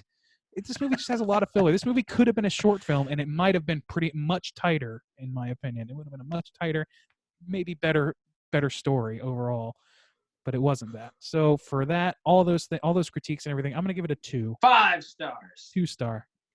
2 star from Ryan. I don't hate it.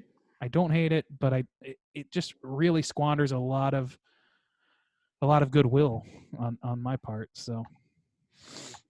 All right, Juice. What about you? Yeah. This movie has like pieces that I think are good. I also really enjoyed the scene where he's bragging about himself. I thought it was like well acted, well written, and like the tension there was real. I like the setting still. The house was like a cool design. I feel like that it was underutilized, like the beach aspect and stuff like that, but it still looked cool.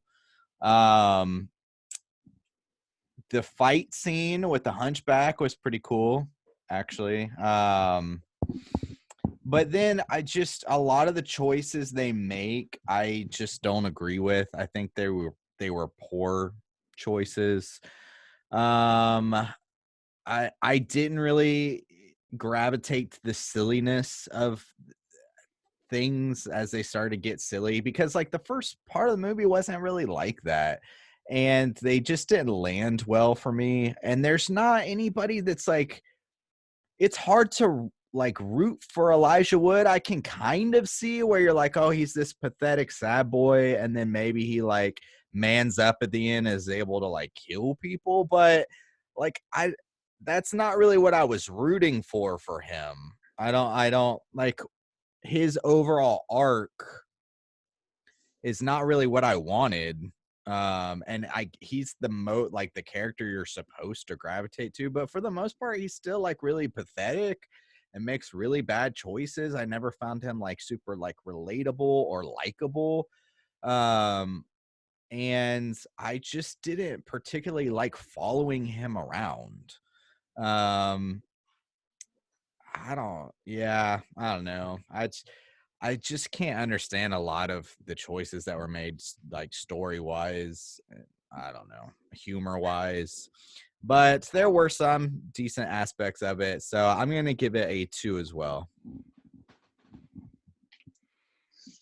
All right, a 2 from Juice. I don't know, man. This movie is very, very fine. I think overall it's a solid VOD rental. Like if this was in the movie theater, I might treat it a little more harshly. Yeah. But like I appreciate the very, very dark humor of it. The first act is definitely my favorite, where you've got this like very meek, skittish Elijah Wood character meeting whom he thinks is his father, and his father's just like this huge prick, like doesn't give a shit about him, very, very crass, and like the conflict between those two character types is like very intriguing and very funny, and that's by far my favorite act. Once his quote dad dies, it becomes less interesting to me, because at that point, like, we know Elijah Wood, everybody else we barely know. We barely get to know anybody else. Yeah. And we've got, Elijah Wood carrying us through this movie, and all we know about him is like he's a struggling alcoholic who's essentially a failed musician, or an aspiring musician who still at least brags about people that he knows that he doesn't. Like, yeah, he also has a gold iPhone, but somehow lives with his mom because he's struggling. I guess because of the alcoholism. It's obviously not financial. You don't have much to latch onto with his character, really. But the conflict between him and his dad is interesting, specifically because you think it's his real dad, but then it's not. And then it's less interesting when you find that out, which is kind of a bummer. That's a good point. Yeah. There's a lot of comedy, though, and when it does get action-packed, the action is good. Specifically, the battle with the hunchback, that whole scene is like very, very intriguing. There's some humor when he gets to the motel, but overall, the third act is by far the worst act because nothing seems to matter whatsoever. That feels like an Into the Dark episode, whereas the rest felt like a prestige-worthy movie to a certain extent. Yeah, it just kind of falls apart towards the end in a way, which is a bummer. Overall, it's not terrible. It's not great. It's fine. I think it's better. It's more good than it is bad. So I'm going to give it a 3 out of 5. A little bit more favorable than y'all. So it's going to put our aggregate at a 2.3 for Come to Daddy. Let's go ahead and get into our Rotten Tomatoes segment and see what the critics and users think about Come to Daddy. Certified fresh to death. All right, guys. So for those who do not know, our Rotten Tomatoes segment is a segment in which I am going to look at the critic score and then the user score on the RottenTomatoes.com website. We are going to have these two gentlemen, Juice and Rob, guess their best guesses out of 100% at what those scores are. So we're going to start with the critic score. Bob, why don't you give us a start here? What do you think out of 100 for the critics? By the way, there are 78 critics that have reviewed this. 78 critics. I'm going to give this a 60. 60. Okay. Juice, what are you thinking?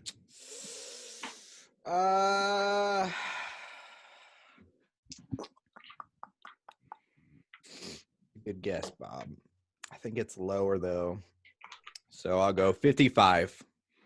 55 and Rob 60? Yep. Okay, you're both way off. Rob's closest, the score is 88%. It's a certified fresh film. What? 78 scores. Here is the critic consensus. Bloody horror with barbed wit. Come to Daddy anchors brutal violence and a surprisingly mature approach to provocative themes. That seems like a word jumble to me, because this movie is a kind of a word jumble. What the fuck? Disagree. Yeah, right. I don't know where that's coming from. What are Let's some see of if the you top got- critics are saying? Okay, let's see what a positive things. Things become really strange, violent, and ridiculous, says Dennis Schwartz. Yep. Should you be ready for a quick and thirsty thriller that isn't afraid to make you laugh with an occasional moment of gross content and bodily harm, then come to Daddy. Why Says is it a Mike Reyes. thirsty thriller? I don't understand I that don't know. adjective. One thing we didn't really mention, actually, there's a really, really cool moment where like Elijah Wood gets stabbed through the cheeks with like a hairpin or something like that. No, it's with like a receipt. It's the same thing he took to stab the guy with. Yeah. Like a it's receipt spike, and he pulls it out and then stabs the guy. That whole moment is actually pretty gruesome and pretty. I impactful. thought that was pretty impressive. He's walking around with thing in his mouth for a while, and Becky's like, "Take it out." Yeah. Take it out. Another person said it achieves the deadpan and the darkness, but it is never funny. So that's more accurate. It's still a positive review somehow that said that. Anyway, let's see if you guys are a little more in tune with the users. Here at Straight Chillin' Enterprises, we always fight for the users. Fight! Juice, why don't you start us off this time? There are, count them, 5 verified 5, ratings. baby. Damn. So, Wow. So 5, your we best. talking 20, 40, 60, 80%. I guess I'll land on the 60% Okay. for the viewers. 60% for Juice. Bob, do you have a preference? I'll go with 80. 80%. Bing, bing, bing, bing, bing, bing, bing. Somebody got it right on the money. Bob sweeping this week. Sweeping the board. 80% from the verified ratings of users. That is not a very big sample size, so I mean, take that for what it's worth. Still, it's like in line with the critics. I mean, I know it's small sample so size. far, it's a but pretty new movie, and yeah. Rotten Tomatoes being what it is now, is less reviews in general. Who knows? And in a couple of years, maybe this movie will have a more mellowed out, representation that takes us into account. Thank God. We need our voices. God. Yeah. How do we get on here? I want to be a certified piece of shit on. I should be a top Rotten critic. Tomatoes. I've earned it. I deserve it. Yeah, we've earned it. We've dedicated our lives. A certified Reviewing piece of things. shit. Yeah. A certified piece of shit. Yep. That's what I want to be. The Straight do Chilling Crew. Right I there. believe that I can do that. It's on our business card. Certified piece of shit. All right. All right, and that's Rotten Tomatoes. You pieces of shit. All right. So we don't really have any trivia. There It's kind of a new wasn't. movie. I meant to work this in. But I just forgot. There was one interesting piece of trivia. So let me learn you something real quick.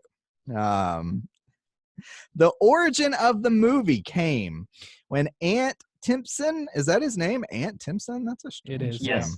Yeah. So when his father passed away, at the time, his father's partner thought it was best to bring him home after embalmment as a way to spend time with the grieving family.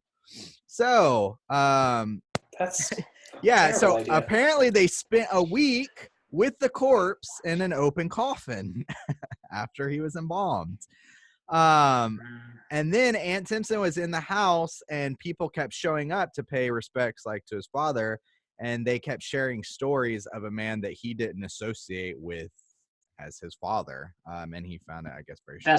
That's nuts. Yeah. That's a better movie than this. I Yeah, wanna man, see That's seems that. like they- just that is more intriguing. That's a better story. Yeah. That's. I mean, I don't understand how this wound up taking the turns that it did. then. Yeah. Because don't I now either. understand some of the some of the things that you just described are the cause of several of those loose threads that I was talking about in my review. It's like, Yeah. I understand why they're included now, but it doesn't mean that they were paid off the way they ought to have been. They were certainly not given the weight that they deserve then. Yeah. So This I thought it movie was is interesting. it's no The Greasy Strangler. You know? Oh no, I it's mean, not. no, I think we can all agree on that. Oh. Anyway, You're a let's- bullshit artist. It's time to go hunting. We're talking Cooter of the Week. Cooter of the week. Let's Justin. hunt them down. So Cooters, they have 5 points they can hit on. They need at least 3 to be considered the Cooter. We talking smug arrogance, sexual deviance, manipulation, attire, and patheticness. So, Is there a non-cooter in this movie? yeah, that's what I was thinking. That's Because the question. just starting off, Elijah Wood, Norval. Attire Attire is, far and away. yeah, Check. patheticness. Check. Quite Far high. and away. Yep. Smug arrogance. Man- A little bit of smug arrogance in there. He's smug. Manipulation. He's a liar. Yeah, he does lie a little And bit. a scotch of sexual deviance with the coroner a little bit. Yeah, Rang-a-lang. I'll at least Yeah. give him the benefit of the doubt when it comes to the alcoholism and his Yeah. dad being dead or whatever. Yeah. You know, Sure. people spiral. That's Sure. not fine, but it is a thing that happens, and I can. He keeps but that's a pushing, lot of I points. guess. Yeah, she's That's a like, lot of no, points. thank you. She tries to be polite. He kind of Yeah. pushes it He's- a little, he's little got too a- far. He's got a solid 3 points on the 5-point spectrum Yeah. of Cooterdom. Yeah. So easily Cooter. Easy Cooter. Let's talk about Gordon Fake Dad. Yeah. He Manipulation. Obviously. manipulation. Yeah, he's Huge. he's pretending to be somebody's He- dad. He dresses like he dresses like Tommy Bahama himself. Take my eyes, but not the shirt. Yes. He pathetic? I guess it Not has manner alcoholism, speaking, but, like, maybe a little bit. But He's yeah, well. We find out this is so weird. We find out that he has a tattoo of an R.I.P. tattoo to his son, who died in the exact same way that Norval tried to kill himself in a bathtub with a knife. Oh yeah, And but he doesn't I really forgot react about to that. aspect. But- yeah, But weirdly, Norval's real dad's like, "Oh yeah, that happened to him. It's real sad story." It's like, I don't know. I don't know that what was to make weird. Of that. Yeah, me I really neither. don't know what to make of it. It's Forgot like, about that. okay, whole those dots aspect. connected, but it doesn't make a picture. Like, It's just like some squigglies. Yeah. I guess he doesn't hit as many. But the Jethro, the Tiny Tim guy, Tim ass motherfucker. he Yeah, so sexual sexual deviance high. Bar. Check. High. Attire Um, and appearance. Check. Yeah, Okay. he definitely hits on that. Looks like Tiny Tim. Smug arrogance, maybe with the Yeah. whole like the calling your mom a prostitute and saying she looks like a man and stuff. That's a little cocky. I think you when got to you're be about pretty smug, die. arrogant to explain to somebody why the pin that you've covered in fecal matter is going to kill them. That's true. And cover it in your own shit. Like, He's very proud of his own shit being on there. Yeah. High grade shit right there. The best grade. shit. Best shit. What else is He there? could be seen a little pathetic. as pathetic, in the way, Yeah. like the prostitute he hired. One, he's hiring a prostitute, which falls into the sexual deviancy, but like the way he had, well, she's got him in like a headlock. That's more of sexual deviancy. Like, I don't know. Yeah. That's just a kink, baby. That's we're a not kink. shaming. I don't want to kink shame. I don't want to kink shame a man. We're not doing that. As long here, as your Straight kink, Chilling. unless your kink is like poo pins, putting them in people, then I think it's all or most nothing. part, We're it's- either shamers or we're not. Hey, Randy, you're a fucking prude, baby. Oh shit! Please don't stab me with your poo. If you can't handle a little doo doo on your pen, then you ain't cut out for this lifestyle, baby. You're not cut out for straight chilling, baby. God damn! I'll never be the cooter I was born to be. We're all about poo pins here. Then you're not hashtag hard with us, Randy. That's right. I'm soft without you. Soft without you. Damn. I know you are, baby. I know. Baby. So I don't know. Like, what else? What other points are there for him? I think he hits Anything like else? high enough. That's a good 3. It's a good like 3. the appearance is really like it is Tiny Tim, who's already kind of a creepy man, but he leveled it out by being a charming and nice human being. Yeah. Meanwhile, this guy, he's not that charming. He's really not that nice. He's just we got some cooters up in this Come to Daddy, and the movie's called Come to fucking Daddy. Jugs, I mean, the Jugs guy. Jugs guy. I mean, he's just there for a scope. There's nobody in this movie that's not hey. at least hitting at least 2 points. Hey, we're not you don't king like shaming over here. Yabos. We're not king shaming over here. Get out. No, but like when you have to like leave your job because somebody says there is somebody with big titties outside, maybe you have a problem. Never to return to your job. Yeah, and you're still looking for half an hour. He's digging through bushes for these big jugs. That's some funny shit. There's got to be some Yabos out here somewhere. Somewhere. I'm going to find him. He's gonna find the fucking golden egg before he finds the Yabos. It's crazy. I feel like the world would be a much better place if like the word Yabos they caught on more. We're doing the Lord's work. Trying to catch it on. That's a hell of a theory. That's a hell of a theory you got.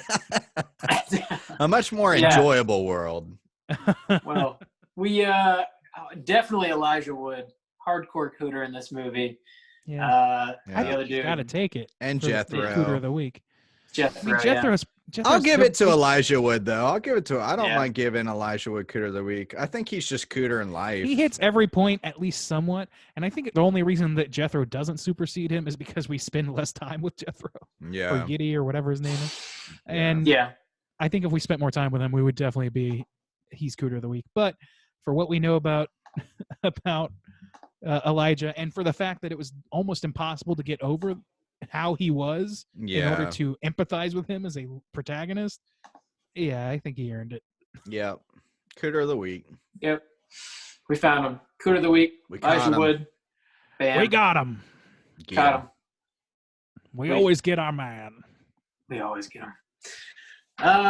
Last bit of shit we got to take care of this week on Straight Chilling.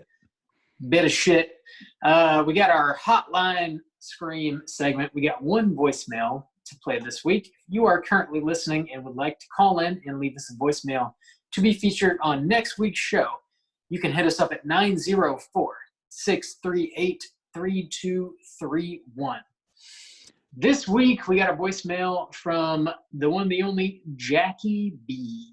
Let's go ahead and hear what Jackie has to say. What's up, guys? It's Jackie B calling from Chicago. Just thought I'd give you a ring. I wanted to let you know I'm really loving the Bracket of Blood. I've been having a lot of fun with that. Me and some friends have been partaking, and it's been pretty. I've been pretty happy with the way the votes have been turning out. Most of them I agree with. So thanks for putting all that together. You guys are awesome.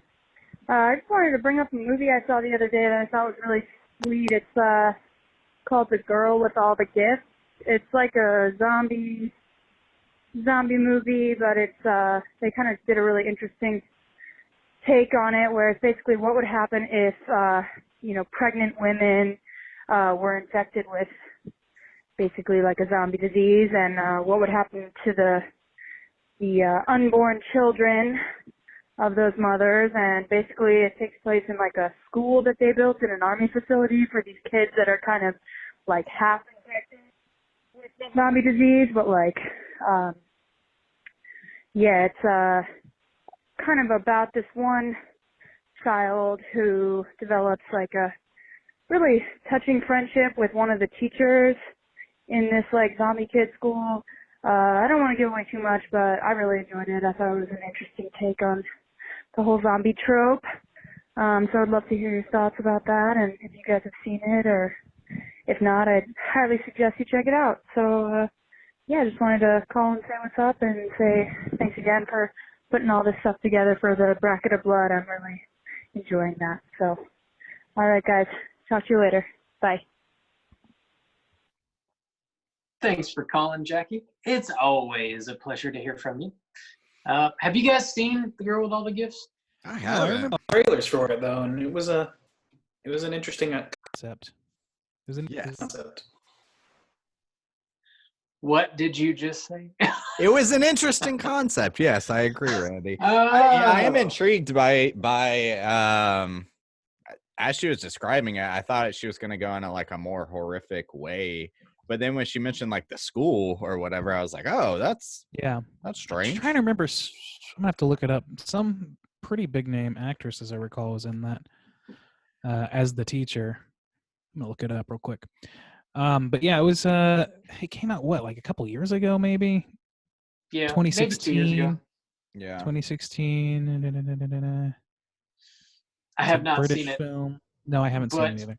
Yeah, I'm intrigued by it. Glenn man. Close. Really? Wow. That's a big Yeah. name. Any zombie movie that like transcends, where people are like, yo, you gotta check out this zombie movie, and it's probably pretty great. Because there's so fucking many zombie movies at this point. True. Like, it's hard to rise above, There's so many takes on the zombie genre. This is kind of, I count that as sort of being within that, or like there's just a wave of zombie movies that happen pretty much every year, and they're a lot of the times really easy to gloss. This is kind of one that got lost in the shuffle for me for sure. But if Jackie's speaking for it, maybe I'll check it out. Yeah.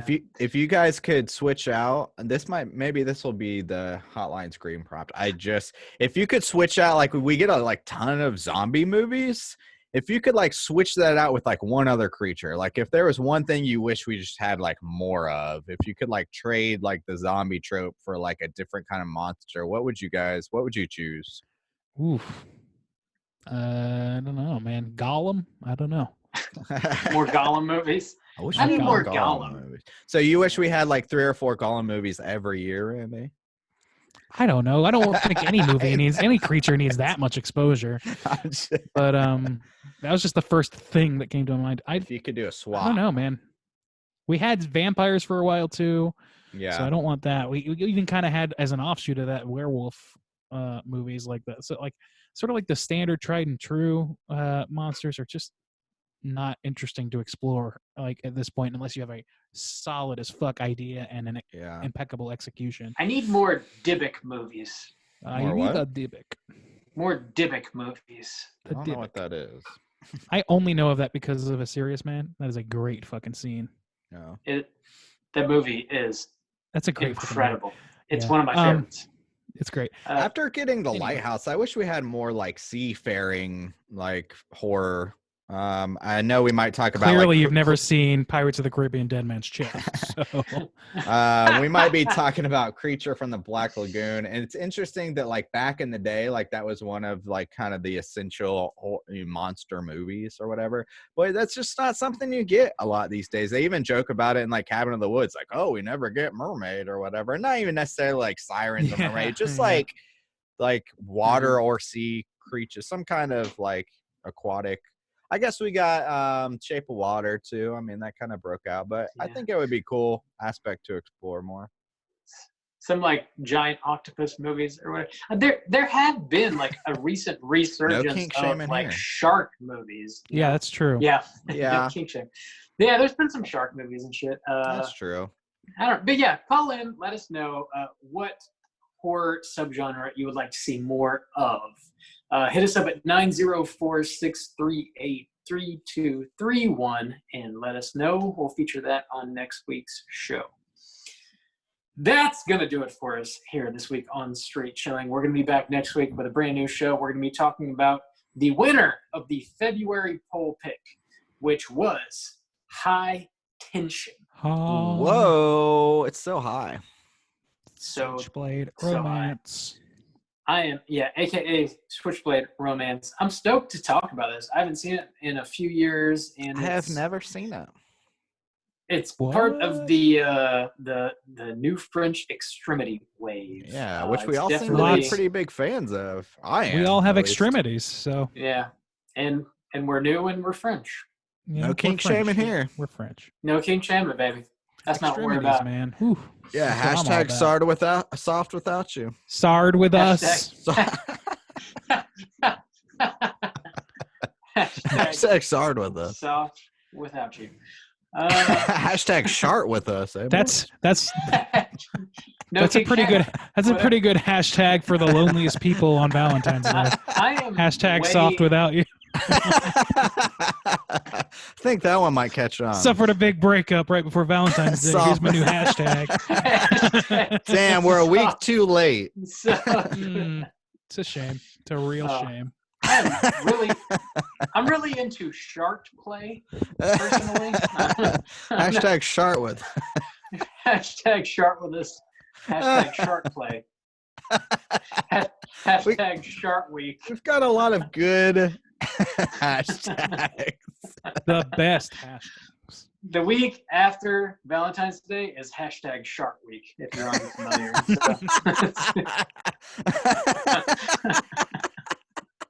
Dude, we need to have a shart week here on Straight Chilling. Live every week like it's Shark Week. Let's get shark week. Oh shit. I feel like that's after like Cinco de Mayo when you go and blast through. Like, That's what's the day down after with Fat queso. Tuesday? Ash Wednesday. Ash Wednesday could be Shark Week. The beginning of shark week. Oh my upcoming God. Straight Chilling's first ever hashtag shart week. Oh my God, it's Shark Week. Oh God. That's the name of the straight chilling horror movie, Shark Week. Dude, that's our we're coming out with a third podcast. It's called Shark Week. We're all going to discuss shitting and assholes for every week of the year. Damn. That's what's happening. Oh, my cheeks hurt from sharting. You just smiling and sharting all day long. We're going to be back next week. We're talking about High Tension. Definitely check that movie out. Get ready for next week's review. Until then, please rate, review, and subscribe to us on iTunes. You can follow us on Twitter, STR8_chilling. On Instagram at Straight Chilling Podcast. You can send us an email through our website, straightchillingpodcast.com. If you want to join our Slack channel, just hit us up on any one of those social media outlets, and I'll send you a link so you can join in on the Slack channel daily chats. We talk about the movie of the week, talk about TV shows, music, horror news, whatever else we want to talk about. We also talk about physical media, baby. Oh, God. So until next week, as always, all you mother truckers, please keep chilling.